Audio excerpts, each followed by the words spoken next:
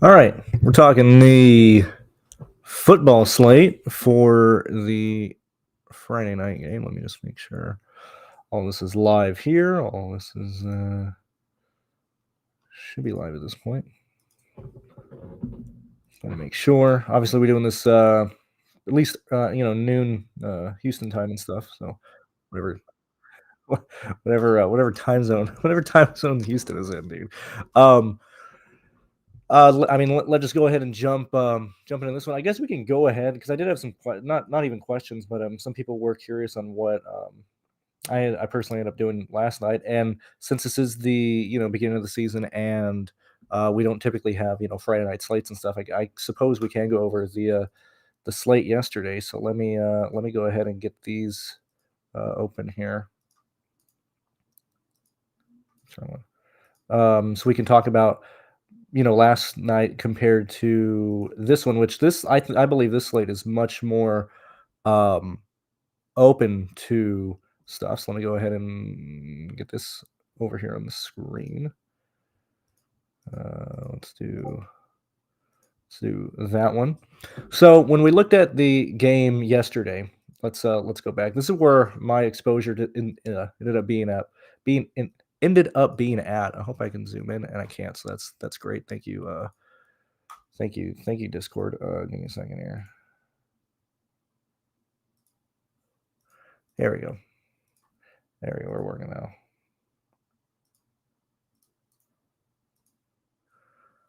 Okay, this should be the first. And all right, give me a second. Whoops, man. I've never used a mouse before in my life. Why are these not zoomed in, dude? What a disaster here. Let's try that. Okay, cool. We're working now. All right. So when I look back, or when we look back at the game yesterday, and yet again, this is explaining why I do things. Yet again, this is a show talking about just what I'm doing on these slates. I'm paid to be here and make videos and talk about the tools that we use and talk about how I'm approaching um, slates and stuff. So as stated, I did not use, or my only captains for DraftKings were CeeDee Lamb, Pickens, Devontae Smith, and AJ Brown. Now, obviously, AJ Brown didn't do anything.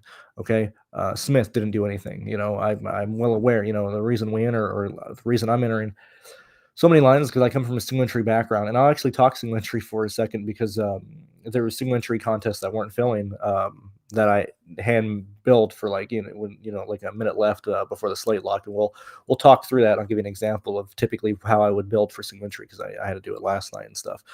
Just hand build it on my own really fast. As stated, typically, at least with what I'm doing in DFS, is focusing on trying to not be duplicated and also taking advantage of where the field isn't. So if that is playing guys that the field isn't playing in a certain position, whether it be flex or captain, or just in general being overweight on people, first and foremost, because I was building so drastically different. Now, obviously, Jalen Hurts ended up being the highest scoring captain, um, and beat CeeDee Lamb by 2 points or something like that. I think Hurts ended up at 24 or something, and CeeDee with like 22 or 21 or something. Um, I have absolutely no issue on how that slate went. The expectation was, I put in, just under 5 for across the two sites for DraftKings and FanDuel. I got back like 2,600. I was expecting just any slate I enter, I expect to only get 1,000 back. So the fact that I only lost half, I'm perfectly fine with. I also want to, we can go back. Shout to still grinding the stupid WNBA uh, basketball and stuff. Let's go ahead and look at the my lineups, for example, that I was using in the that I did in the Prime Millionaire Maker and stuff. And you're going to notice how many of them. Now, yet again, we got outscored by Hertz, but a vast majority. Now, yet again, I'm not really concerned about how many are at the cash line, but CeeDee Lamb and his production in the fourth quarter. Um, I mean, that was like brutal to watch. drop after drop after drop. Same thing with the Ferguson, touchdown when he got clothesline in the end zone. I mean, that was like a brutal in the game to watch because as you can see, yet again, like these are typically the type of lineups that I like to build. Obviously Dak Prescott underperformed, but the slate goes differently. If Lamb's able to catch, not even make a touchdown, just catch another one of those passes for an additional 15 yards or whatever, we end up having the highest scoring captain on the slate and stuff. And so, um, you know, either way, whatever. Mm, I'm perfectly fine with this with how much the field had as with how much the field had of CD Lamb. I had like 28%. Same thing with Smith and everything too. I mean, obviously these lineups did not do anything with Pickens and AJ Brown. I mean, shout out to AJ Brown. That's that that's crazy, dog. This is crazy from Dak, right? Huge uh Smith, Prescott, and Brown both not only underperforming, but landing on the more unlikely of their outcomes of their worst performances tonight. Pretty wild and stuff. Same thing with Barkley as well. Barkley, for all intents and purposes, which he's not even in any of these top ones and stuff that I have, or maybe he is. Maybe I mean underperformed at 18. Points and stuff. Anyway, going back, because I'm building differently and stuff and focusing primarily on wide receivers, I naturally get overweight on uh, good plays. Now, Williams ended up being the optimal captain for this this slate here, which I believe ended up being 100K to these people. So it was Javonte, Barkley, Hurts, Lamb, the kicker, and Dotson for Philly and stuff. And Lamb did, he did his job. I can't even complain about that. That's a very difficult slate for Lamb to even attempt to take over the highest score with how well Barkley ran in the first half of the game. I mean, the 2 touchdowns like that's really, really brutal and really difficult to overcome. And the fact that CeeDee Lamb, was pretty much there, 21 versus 24 at such a drastic ownership discount. That's what we're trying to find, and so on and so forth. And so, where else was I at? Obviously, I'm perfectly fine with how this went. Now, obviously, because Hurts is such a good play, and I didn't have him in the captain. I pretty much had him, completely in the flex. And the reason why I'm talking about this is when we look at the slate today, it's very similar to what Patrick Mahomes could do. Now, the reason why I like this slate today a lot more, okay, is yes, yesterday, and yet again, I'm using yesterday as an example, not to say this happened yesterday. Let's focus at it, or let's focus on what happened yesterday and apply it to today. But when we look at yesterday's slate, pricing was a lot tighter, and there's a lot more expensive guys on the slate that. I mean, you had AJ Brown, Barkley, Hurts, CeeDee Lamb. I mean, that's 5 guys right there that are super duper expensive. And multiple of those guys underperformed. And really, outside of Barkley and Hurts and Goddard, I should say, how much?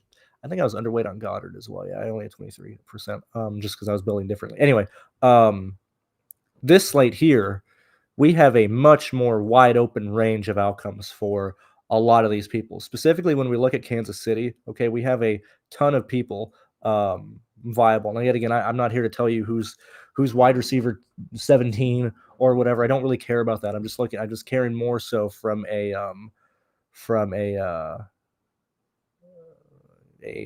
building and projection standpoint.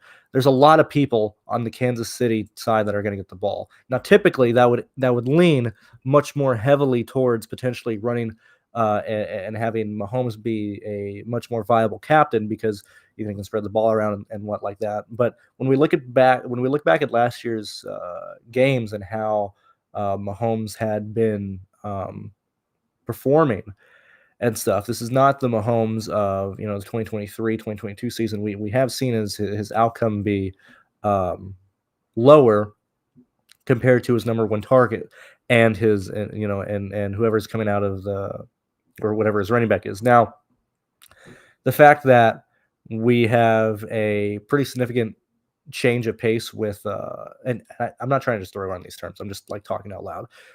Pacheco's going to be used. Kareem Hunt's going to be used.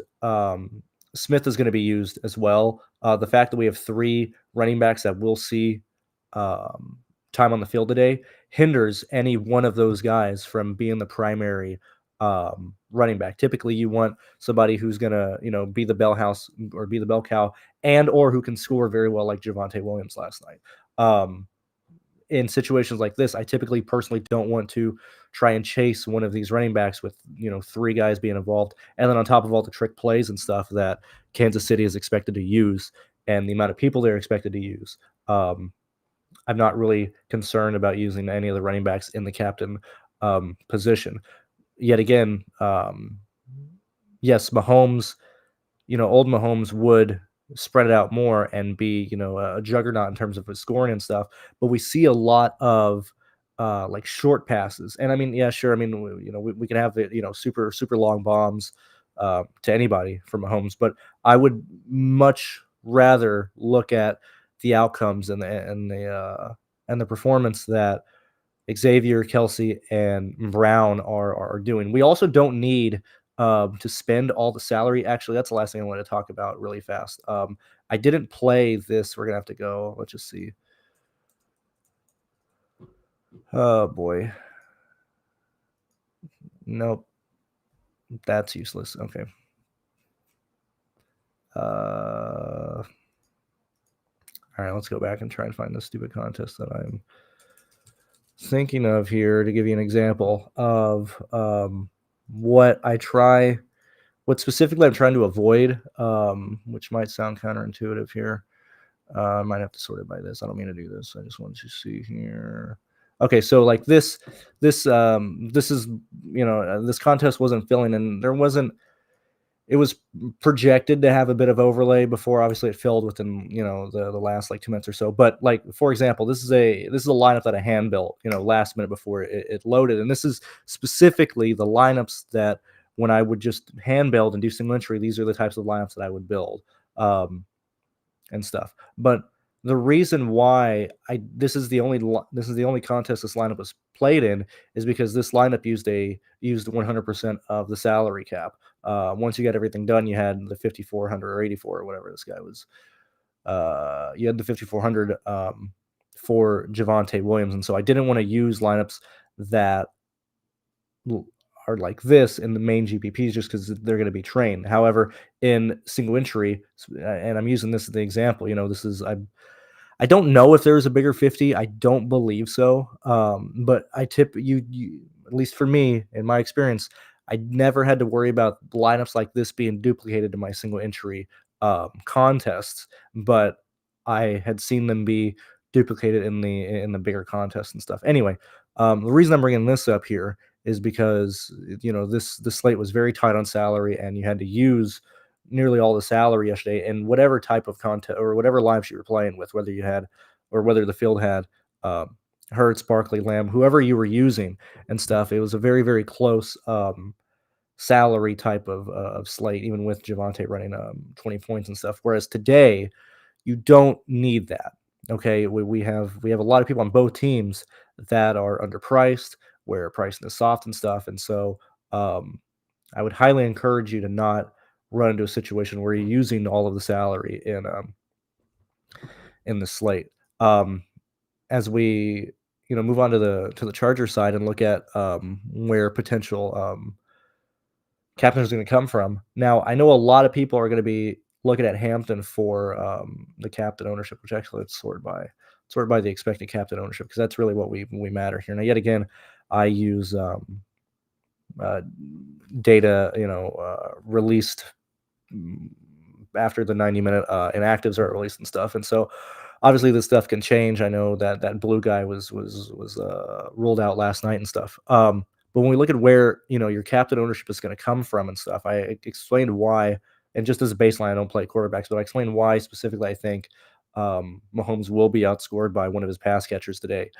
Same thing with Hobart and stuff. But I think a lot of people, I think we're probably going to see Hampton get bumped up in terms of ownership today due to a lot of the people looking at how the Chargers are going to want to approach this game and keep the ball away from Kansas City as much as possible. He's $8,000, and typically we have a lot of recency bias in NFL, because this is a lot of people see what happened last night and stuff with Williams, and they're going to see that, oh, Hampton, which granted Hampton is underpriced at $8,000, right? And they're going to see that, oh, Hampton, I can put in Hampton and get a pretty balanced lineup um, today and stuff. And so, due to that, yet again, he's projected for 16 in the captain position, but yet again, I would envision Lad or any of the wide receivers to potentially outscore him. Anyway, I think Hampton is going to be way more owned in the captain than what um, we're expecting and stuff. And anyway, I'm just getting my thoughts out and stuff. And so, yet again, when we look at today, who are the people that I would be really considering being overweight on? Also, being not only playing, but being overweight. Now, I don't think I had it saved. Actually, we can go back and look at yesterday's thing. I think so. I think I can. Pretty sure I can. Yeah, here, I'll show you what everything looked like yesterday. This is where I end up being um, on everybody down here. So Field ended up playing CD Lamb at an 8% clips on most in the 5 and the 15 or whatever. I had 30% of him, 30% of AJ Brown, 30% or 16% of 30 Lamb, 24 AJ, 16 Smith, 14 Pickens, and 14 Jake. And yet again, you could say basically scored zero, scored zero, scored zero, and Ferguson, even though he was cheaper, basically scored nothing. And so literally my entire day, was survived by the potential of what Lamb did here. If he ends up outscoring Jalen Hurts, nearly all of those Lamb lineups end up surpassing the total score of Hurts and stuff. And I very much easily go from a down 2 grand to making in whatever it could have ended up being and stuff. And so I'll take those days and those outcomes literally anytime when I can be different from the field. And so when we're looking at today's stuff, um, oops, that's the wrong slate. That is the main slate. When I'm looking at today's builds and stuff where I want to go with, which actually yet again we need to see where the field is going here. And so we're just gonna bump him up, and I'm gonna go ahead and bump the ownership up here. Let's go and see what the field is doing right now. Contest selection tonight, or at least what I'm doing is obviously the 20, the 5, and then I have 2 tickets for the Wildcat. And after debating if I wanted to save it for Sunday or use them tonight, I've decided to use them tonight because the contest is much more friendly. It's slightly better payouts. It's a smaller field, and I feel more confident about showdown stuff than any 12 game um, slate and stuff. So probably a good portion of this will be based on stuff that the Wildcat is putting out, since that's the most amount of weight that those laps will have and stuff. And also after fidgeting with stuff, I did end up playing a vast majority of the same lineups that I played in the main GPP in the 5 as well last night. So we'll let this load, and then take a gander at what are some of the expected lineups that the field is going to be using. Obviously, yet again, this is 7 hours before kickoff and stuff. And so off. So we'll let this kind of scroll, see if anybody else is in the chat, which I don't see anything at the moment. I mean, this is quite early in the day. Not everybody's at work and stuff. But okay, so let's see where we're at here. See what stuff is kind of just at on a baseline from the Sims in here. So obviously Mahomes, and then wide receivers, and then Justin Herbert here. Let's go ahead and look at the higher projected lineups across the board typically though. And we can actually see we can look at the ones that are expected to cash quite well and stuff as well.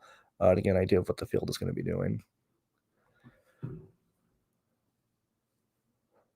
Why do we, yet again, why do we do this, or why am I doing this? Why am I using this tool? Well, specifically, I use it because I like having multiple data sources and stuff. If you want access to the contest sims that you see me using, the portfolio diversity tool that SaberSim has built and improved on, that I am very, very happy with what we're having here. You can join us at any of these packages below. I would highly encourage you to, and yet again, I mentioned yesterday, obviously everybody is selling, um, their monthly subscriptions or their yearly subscriptions and stuff across the industry right now. But the fact that we have our projections, the fact that we are partnered with SaberSim. I understand there's other people partnered with SaberSim too, and just I'm just saying what we have here, our stuff, SaberSim stuff, and then pay dirt analytic tools from James over here. So practically three sites in one, on top of the Discord access, on top of coaching and stuff like that. So yeah, going back here. Let's see what the some of the higher projected lines are that people would probably expect to be running today. So let's see here right off the bat. I mean, this is what now, if like this seems like a really, like if you're built, this is the highest projected lineup on SaberSim stuff right now. Makes a lot of sense. Okay, anytime you're playing a quarterback in the captain, you want to do an absolute 5-1 with anybody you can get to. If you are playing Mahomes today, the Mahomes, Herbert, Worthy, Kelsey, Hollywood Brown, Noah Gray. That's probably the best lineup that I would look at playing, right? It's showing up well. It's gonna be duplicated. Like personally, I'm trying to get different and find stuff on, or find ways to get different and stuff. I'm also trying to pay attention to stuff like this, to where like yet again we're seeing a Noah Gray quite a lot. Just yet again, we're just in these first two, but we're seeing Noah Gray quite a lot here now. Yet again, unlike yesterday, there's a lot of people in the value range, whether you're 200, 400, like there's a lot of people viable today. Where we look at yesterday, some of the value play, like Dotson was 2 in the 2K range. Luke dropped the pass late in the day, but I think he was 1200 and stuff. We have like people that I would not expect to score 0 today, much lower than that. On top of the usage that Noah Gray is going to have. I mean, when we look at his projected ownership in the flex, is at 15. I'm sure when you start running stuff, you're going to be slightly overweight on that. I don't know if I'd really want to be drastically higher than that area and stuff. Yet again, same, we mentioned Smith being in play here, but like these are, I always just enjoy looking at, or trying to chase upside. Now, obviously, we're looking at projected score right now, but all these, Mahomes lines. This is why Mahomes is probably going to be, yet again play today. On top of what Jalen Hurts did, people have that expectation of the quarterbacks who can both run and throw, and stuff. But when we look at, let's go ahead and look at lineups that are expected to cash very well. Yet again, this is a way that you can look at expected lineups that are going to be duplicated and going to be played a lot. So when we sort them by cash rate, okay, so yet again, this just happens to be that same, yet again, highest projected lineup across the board, but it's also expected to cash. Now, yet again, you can break down and look at the expected cash percentage of this lineup, and in whatever contest you're in and stuff. But like this lineup is not only a high scoring lineup, but it is expected to do very well most of the time in most contests and stuff, right? So typically, that's why this lineup is going to be quite owned a lot. Um, Same thing with a Worthy, with the Worthy line. I mean, this is a 49.9 type of lineup, and so not only yet again another Hollywood Brown and stuff like this, but we're seeing very heavy Kansas City stuff. Just looking at the stack exposure, or the team stack rather. 32% for leaning 4-2 Kansas City, and then 11% leaning 5-1 for Kansas City. So we can either do, a couple different things here just by seeing what is expected to do well, based on SaberSim's numbers, what's expected that the field would do well most likely, and that's running a lot of Mahomes captain, running very heavy Kansas City, and stuff like that. And so how drastically different are or would my lineups be when we look at the potential of not playing Mahomes, not playing Justin and stuff. Now, yet again, this is a situation where I've never even heard of this player before. I'm assuming he was playing last year. Like, I just don't pay attention to football, right? And God knows I haven't watched a Chargers game since like Melvin Gordon was on the team. I have no clue who this guy is, right? I'm just trusting the data that he's wide receiver one and he's probably good, right? Um, like I have no clue who this guy is, right? Um, Outside of that, I personally now yet again,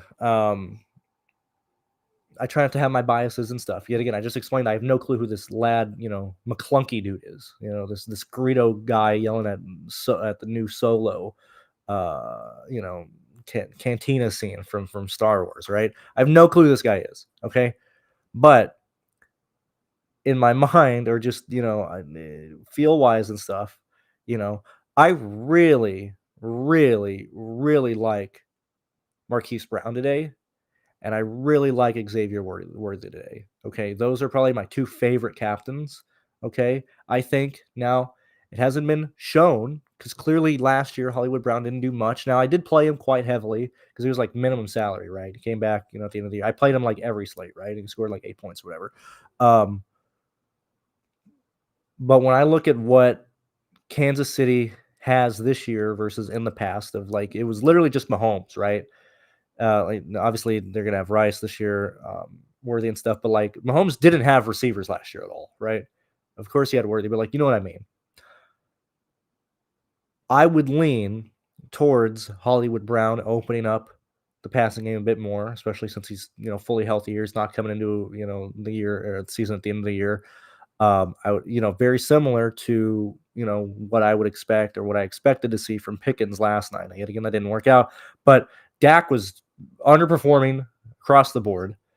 Hurts underperformed from a passing standpoint more than usual. Like I don't think it's out of turn to be. I don't think it's out of turn to, um, view games or look at stuff like that as the lower scoring outcomes of potential outcome of a game or whatever from a fantasy perspective. Long story short, I really like Hollywood Brown and his price tag and his expected low ownership as well. I also want to add that Travis Kelce, now yet again, popular, whatever, right? Usually Kelce carries quite a bit of ownership on showdown slates. Okay. Um, what am I saying? Kelce is not expected to be highly owned in the captain as we've seen last year and as we've seen in previous years. Okay. Now, he's old. Okay. We're expected to see Travis Kelce. Obviously he's been, in terms of scoring and output, it's obviously decreasing. He's at the, towards the end, the later seasons of his career and stuff. But if Kelce is not going to be owned by the field, that's a place where I probably want to be over the field on, right? That we're just looking for places to be over than the field, and hopefully find situations where they either just outscore people or perform well and stuff. I see that you're asking about should final sort be before submitting lineups be cash rate. Now that's up to you. Yet again, the reason, and we'll go back to this build, right? Let's act like we're playing the. We'll use the Wildcat for an example, right? Okay, when we are, if we're when you sort things, we'll specifically look at we'll look at the lineup pool actually, so we're not looking at just two lineups. When you look at and yet again, I use this in every sports, just to get an idea of what's going to happen. So obviously, projected score lineups, they are set by mean projections. What is, basically just what is the highest lineup that we can have, right? Typically, that'll show as a good lineup. Okay. When we change, and again, this is based on the sims and targeted contests of what your entries are. Okay. So yet again, what contests am I playing in? The big GPP, which is high variance, the flea flicker, which is another 150 max slate, the Wildcat, a 333 high stakes contest, and then a $3 play action stuff. So the simulated performance of each lineup in each of these contests is going to perform differently based on contest size, based on expected strength of opponents, based on what those opponents are going to play, et cetera, et cetera. But typically, if you look at, you can go through and see the expected dupe rate of these lineups. Okay, so just for example, okay, I've sorted by dupe rate. The highest expected duplication rate, really.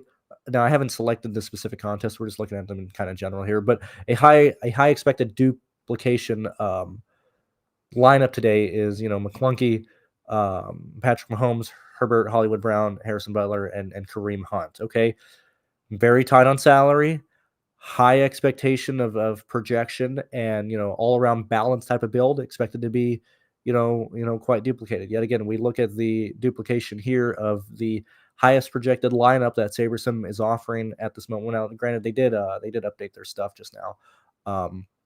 What the hell? Why is that showing here? I could have swore I got the notification that it was updated.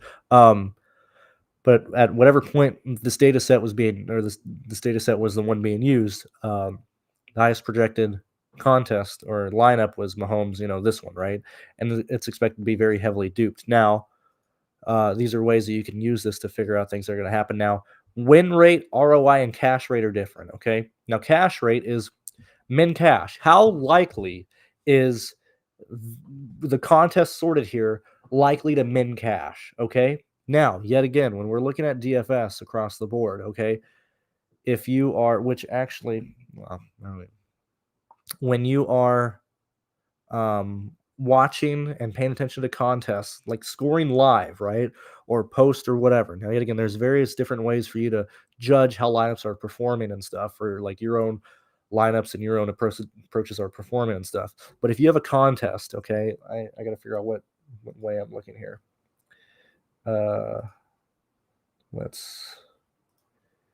If you have a contest, right, and you're looking at it on your phone or whatever, and you have this side being, this side is the back of the contest, this side is the top of the contest, right, and then the cash line is like right here, 20% or whatever. Okay, typically, okay, if you are finishing in the middle, whether that's like min cashing or like anywhere from the 20th percent of the field to like the 65th percent of the field, which is the middle of the contest. Okay, those are lineups that, I mean, yet again, anything can happen, right? But for the most part, if you have lineups finishing in the middle, those are lineups that don't have enough true upside to really be viable. Okay, it might look better from a visual brain perspective to see lines like, okay, well, I finished, at least in the middle, I wasn't last or whatever. But when we're chasing DFS, okay, you want to be on literally the two extremes, which yet again yesterday, those, yet again related to the my Smith lineups, my AJ Brown lineups, they scored like 0 points, right? Because those guys performed terrible, but they finished last in that lineup. Okay, they're at the very tail end because they literally didn't score a goddamn thing, right? If they are in a situation where those guys are the winning captains in those lineups, they're moving from the back of the contest to most likely fighting to finish, at the top of the contest and stuff, right? So when we're looking at the cash rate of lineups, okay, that is how many times do they cross the cash boundary. That's not saying how many times they win. That's a different thing. How many times they finish in the top 1%, top 5%. This is just by how often they cash, okay, which Yet again, if you're playing cash games where you pay out 50% of the field, probably more useful. If you're playing single entry, probably more of a useful idea that maybe you can build on, okay? But it's usually lineups that are guaranteed to pass that cash line, but will lack the upside to take down a contest, or they will be heavily duplicated, which is why the lineups that are showing a high cash rate are using a lot of the salary, are expected to use a lot of, or expect to have a lot of duplications. They have a high floor. Their mean projections are very nice and stuff. They have a lot of the Mahomes as well. This is why people play quarterbacks as the captains for situations like last night. They are expected to perform very well and stuff like that. When we're looking at win rate, like let's see the difference here. What changes specifically? Now we go from these lineups that were like this one right here, your highest projected lineup on SaberSim. We've seen it have a nearly 49% cash rate. It's projected to at least have, and yet again, I didn't even select the contest. We just see that it's going to be highly duplicated, and it only has a win percentage of 0.026. Okay, now that's quite a lot. As you can see, the different contests and stuff here, because of the different sizes, you see that it has a 0.33% chance to win the Wildcat. Okay, so I would expect people to use this lineup in the Wildcat. Okay, it's going to be much harder for this lineup to win the main GPP due to variance and everything like that. But you can, I would, if you're not set on using ROI, I would probably, I don't know why you wouldn't do that. That's what SaberSim is designed to use for. But win rate is probably the other one that I would focus on, especially if you're not concerned about salary or if you're playing in smaller contests. I'm getting blown up over here. What is going on here? Good grief. I apologize. Whereas, the sorting by ROI and stuff is leaving, a lot more safety net, thrown away because we're not concerned about that hitting the cash line. Okay. We're trying to finish, at the top of a contest and stuff. That means the outcome of these lineups are going to be, way more volatile than just the general, what is it? Than like the general like safe lineups and stuff. So I would always default to ROI. I mean, that's what SaberSim is built around. Um, but that's kind of, those are kind of my thoughts and stuff. And maybe, you know, if you are, yet again, it depends on what you're playing and stuff. But if you're playing, some single entry stuff, uh, you probably want to, if you have the contest sims and stuff, which I'm assuming that you do, um, you probably want to start off with finding lineups that are likely to cash,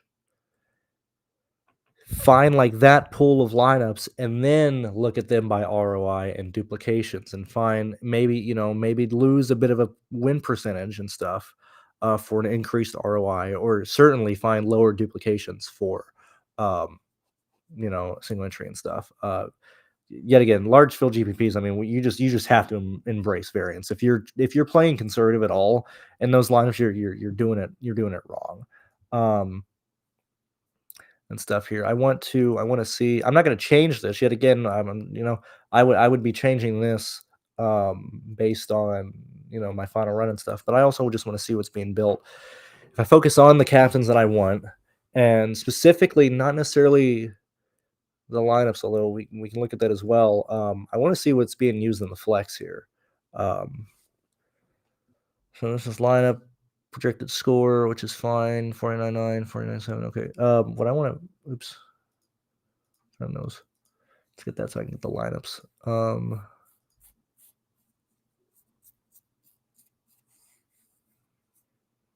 So let's see what else we got here.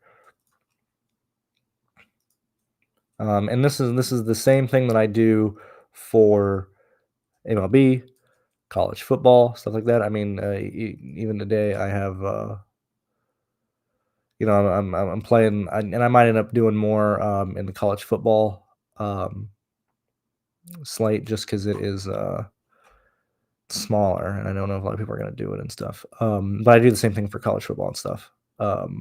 So let's see here. I want to see 49.9. I just want to see. So we're drastically getting lower scoring, or less salary use. Okay, so let's see here. Obviously, Worley, McConkey, Kelsey, Harrison Brown, Hollywood Brown here. Okay, where are we at? Very similar yet again to yesterday's thing, to where I have, I had Jalen Hurts here because he's going to be, he's projected to do well, high floor and everything. And then I have captains that are specifically needing him to throw the ball to him, right? Same thing. If I'm very heavy on, Kansas City, it would make sense that I'm going to have quite a lot of Patrick Mahomes. Now, I will say that unlike Jalen Hurts, because yet again, he can run with the ball, he can do stuff, they have Barkley and stuff. I am debating, if I was running less lineups, I would lock in Mahomes today. And the closer it gets to lock, I'm more inclined to do that. Because where I'm at, right, that 13% that I don't have Mahomes, or 12.5% that I don't have Mahomes in, yes, it can save me. Yes, it can carry me through, or like, if Mahomes breaks a leg or whatever. But I don't think I have really an advantage personally from it. It's just my play style, right?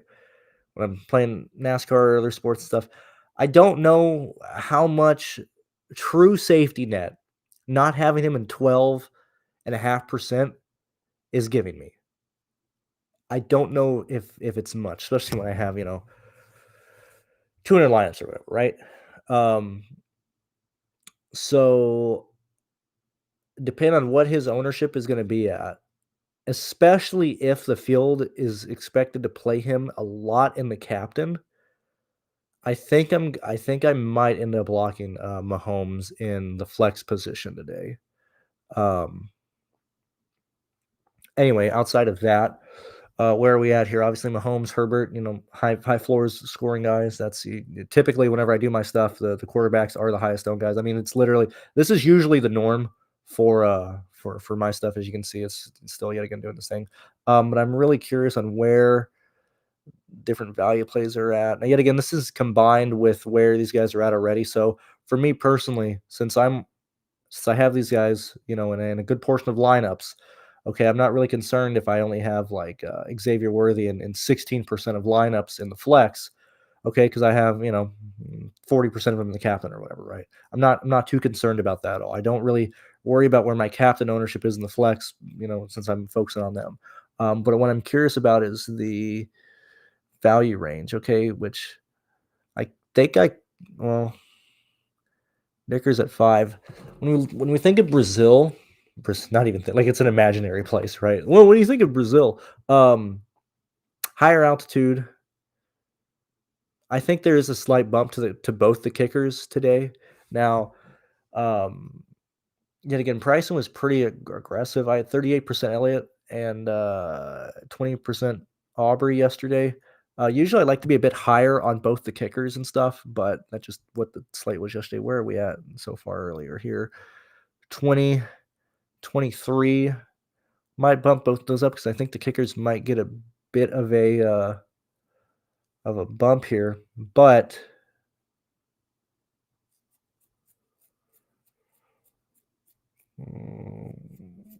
who am I'm forgetting some guy here. Hold on. I need to look at the salary really fast because there's Kareem Hunt. That's what I'm okay. Usually I'd want more. Let's see if Hunt is here. So Hunt's projected to be at 11 or be at 12. I'm at 11 right now. The fact that I think I like Kareem Hunt a little bit more than the kickers would have me be okay with having him here. And yet again, this is not the build I'm using. We're looking at full salary. I'm just seeing what the field would be at and what hypothetically I'm at if I was running this specific build here. Let's go ahead and look at the let's go look at the cash rates really fast of these here. So we'll just kind of look at the whole pool. Not concerned about the contest or anything, although we'll let them get done here. Worthy, high salary. Wood Brown, high salary. Still a lot of Noah Gray. Okay, so I'm seeing a lot of Noah Gray in nearly everything I'm looking at. So I think Noah Gray would end up got to be higher than this 15, just because he's been used in literally any data point we've looked at. Noah Gray's been the cheapest guy. So his ownership is probably going to be higher than that 15%. Yet again, because there's so many cheap guys here, and Kansas City Chiefs have a real likelihood of throwing the different players and stuff. I don't want to be underweight on whatever my process is showing me for like value guys, okay? But I don't necessarily want to like bump them up, okay? Yeah, whatever Noah Gray I end up getting with today, I'm just gonna be with, okay? I'm happy with everything else that's going on. If it gives me a lot of Noah Gray, it gives me a lot of Noah Gray. If it doesn't, it doesn't. But these are not spots where I want to be over or under on that. And then also, I mean, just look at the amount of people that we're using here. Now, maybe these lower guys here, yet again, we'll wait until we'll check out the inactives and stuff here. But like, for example, like Smith, right? I already know I'm probably going to be at least 2x the field on Smith today, especially if he comes in closer to 3. I'll probably end up having 6 or 7% of him at his price tag. Same thing with probably when I get a little bit higher, Juju Smith-Schuster, which I probably will naturally if I start limiting the salary that's being used and stuff. But yeah, that's mainly it. Let's see if there's anything else left in here. Any other comments and stuff? I don't see anything. FanDuel's going to be the exact same, which FanDuel was looking really, really interesting. With the solo win that they had, there wasn't, what's it? I don't think people have adjusted at all to FanDuel at all. What's going on, Eagles? Happy to see you. I'm doing well. I'll probably be doing the same thing with FanDuel, if not a bit more aggressively, just because there'll probably be less ownership for the captains in these showdown contests on FanDuel. I think that's mainly it. And again, we're here for about 45 minutes or so. Slate 6 hours away. That's where I'm at, and that's what I do. And then yet again, got about 12,000. I'm willing to burn through 2 last night, okay, and then I just re-put that 2,000 in or whatever I got back, and then redeposit a little bit more. I at least want to at least max these main contests at least for the month of September. If I can do that, I'll be fine. Or if I want to do that, I'll be fine. And then actually today, I'm going to put a lot of focus on this Wildcat. That is honestly my my focus on today, since I had 2 tickets to the 333 contests and stuff. And I really, really like this slate. I tell you right now, Xavier Worthy is probably going to be my captain in both of these lineups. I like that upside. I just really like that. And I just really like Brown today. It's going to be super easy to be like 3x on all 4 of these guys here. If I see anything, if I hear anything, or if projections are showing different for like Johnson or Allen and stuff like that, maybe I'll add another Chargers captain. But at the moment, I don't think that's going to happen. And yeah, also, yet again, single entry, I think you can survive if like a really cheap or one-off guy like grabs a touchdown, since ownership is going to be spread out at the bottom and stuff. MME, you really can't. That's why I think this is a great MME slate, because there's so many people to use at the bottom that you just need ownership to. And actually, I actually like slates like this more for single entry, because you have outs that you can just miss on, right? Like if I'm playing, Worthy, Mahomes, Herbert, that's 3 plays.